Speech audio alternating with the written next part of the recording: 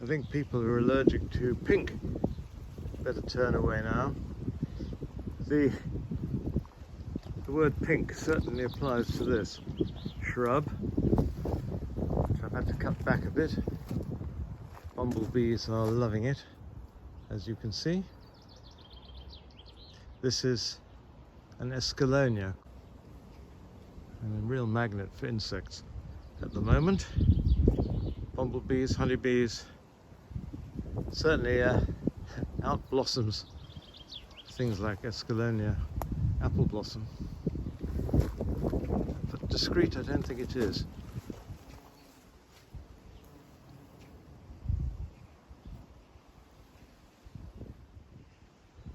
Rather a contrast to that large sea holly, blue steel, which we looked at last time. Behind the dioramas, lurking somewhat, here's another Eryngium on a rather different scale. This is a sweet little Eryngium called Blue Hobbit. It isn't fully out yet, but it's rather got lost in amongst stuff here, which I've cleared to reveal it. I think this would do well in an open pot or an alpine bed. However, it seems to be a common misconception that Eryngiums are fine on very sandy and poor soils. Now, the Eryngiums that grow actually by the sea hollies, Eryngium maritimum for example, they are on the sand of the beach, which gives the impression that they must be good in well-drained soil. Well, indeed they are, but you will observe, if you removed one, which I wouldn't advise, a long taproot which is trying to seek moisture deep down under the beach. So they do require moisture as well. They can't just grow in a completely arid situation, even though they look like a thistle. Anyway, this is an attractive little thing, and I must try and remember to keep it clear around it so we can actually admire it.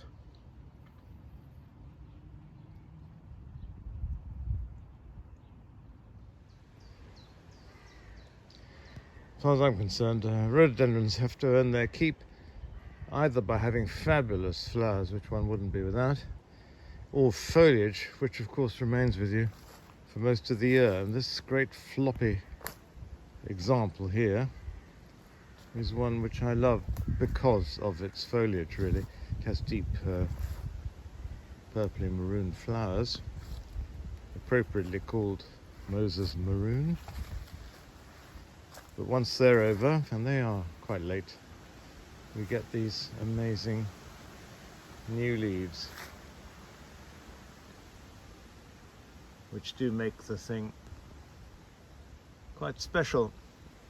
But my goodness, it's a flopper. Floppy, floppy.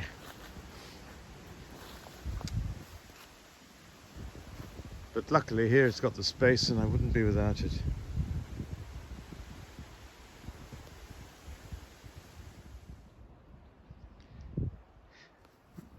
Many years ago I went to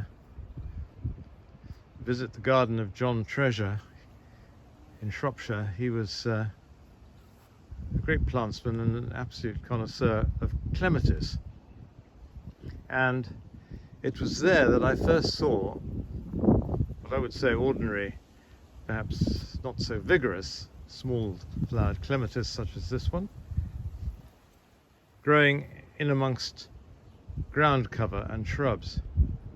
And I thought, what a good idea that was. It doesn't always have to have a wall. So here is a clematis. I think this is Clematis Arabella,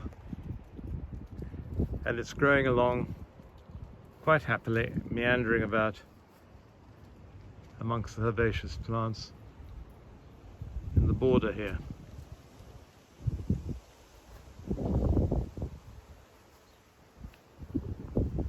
Mixing up with a verbena, purple verbena called Bampton, and the feathery grass, Stipa tenuissima. Rather a nice combination.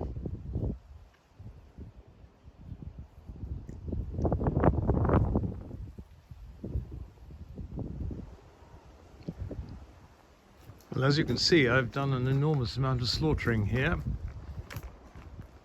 These two pseudopanexes from New Zealand had become absolutely enormous. This one is Pseudopanex letus, and it'd come right out almost as far as this palm tree, Washingtonia. Anyway, I cut it right back and gave a lot more air and light to the plants in this corner here. And to my delight, I discovered this. Now you think, good heavens, what is it? Well, this is a relative of the avocado. This comes from Chile. It was collected by the Royal Botanic Garden, Edinburgh's Chilean expedition. And in 1997, I was given a plant of this to try out, which I duly planted in the old house garden by the wall. Anyway, when we moved to the back of the house, I really didn't want to leave that behind for the new owners. And so even though it was big, I dug it out and plonked it against the wall here. And of course, I thought disaster had struck, because it really sulked and did absolutely nothing for about 6 years. There's the old stem, completely rotten, as you can see. Anyway, coming out of the bottom, suddenly I saw some suckers. And sure enough, it's starting to grow away, and I'm rather pleased I've left enough light and room for it to develop now. This is Persea lingue.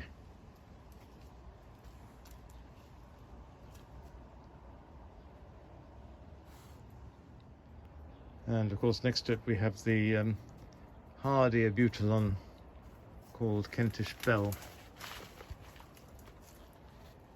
Very pretty.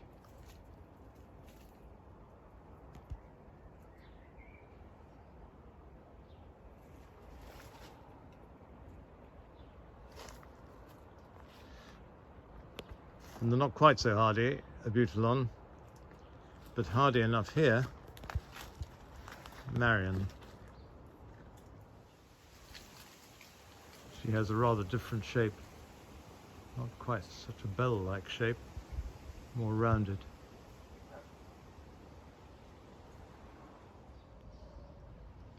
Walking along here, I want to show you this tree which I planted 24 years ago. Nice foliage from Western China, but snag. It takes years to flower, and the flowering is often triggered by very hot weather. So I was hoping that last year's excessive heat might have stimulated this into action, but nope. And the heat we've had up until last week, again, no sign of flowers. Then I read that some of the trees have taken anything between 50 and 100 years to flower. So I'm afraid this is going to be something for the future.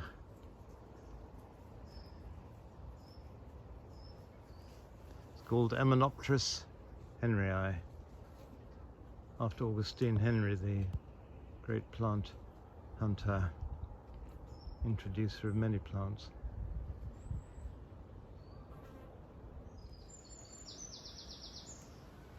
From eastern Australia and New South Wales comes this tree lomatia, it's called, and it never fails here to flower profusely with its sweetly scented flowers.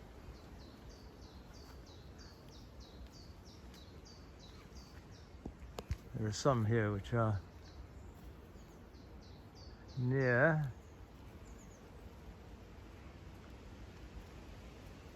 but all the rest are way up high.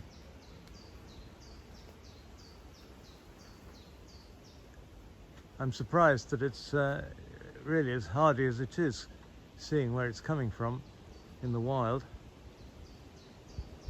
but it never fails here. Lomatia fraseri.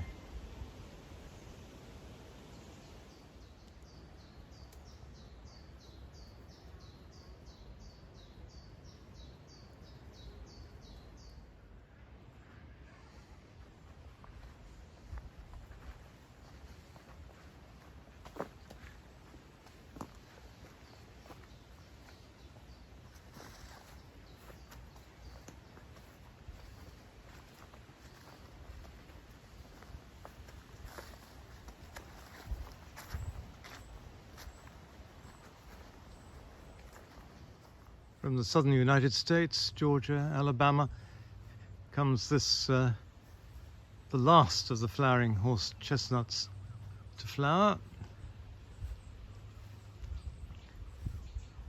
It's called the Bottlebrush Buckeye. Forms an enormous suckering bush. But I think the individual flowers are worth a closer inspection with their little red-tipped stamens. Aesculus parviflora.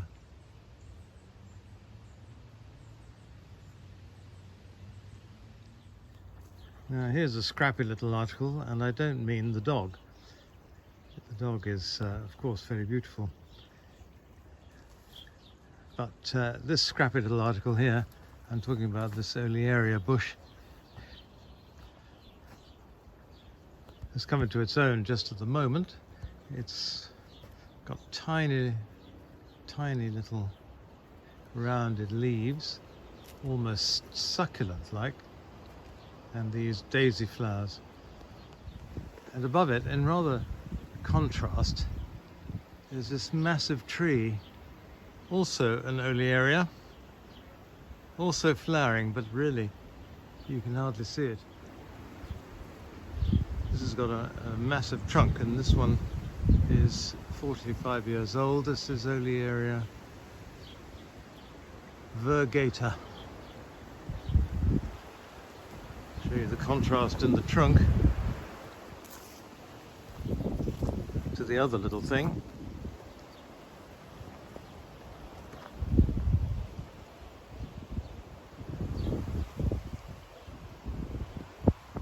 Very long leaves.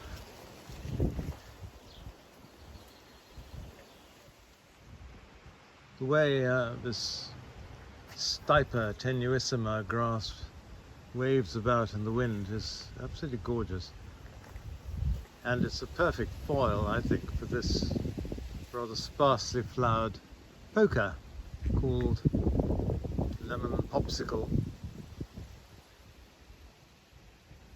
This is my Pete Udolph moment in a very, very small scale.